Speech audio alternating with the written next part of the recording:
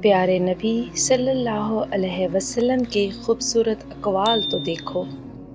انصاف کی گھڑی برسوں کی عبادت سے بہتر ہے۔ جب مانگو تو خدا سے مانگو، اور جب مدد چاہو تو اللہ سے چاہو۔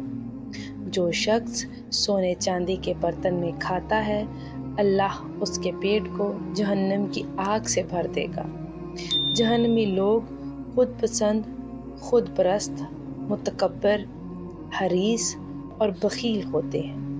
جو بات تم کو شک میں ڈالے وہ چھوڑ دو۔ جس نے میری قبر کی زیارت کی اس پر میری شفاعت واجب ہوگی۔ جب نیکی تمہیں مسرور کرے اور برائی افسردہ کرے تو تم مومن ہو۔ جو دوسروں پر رحم نہیں کرتا خدا اس پر رحم نہیں کرتا۔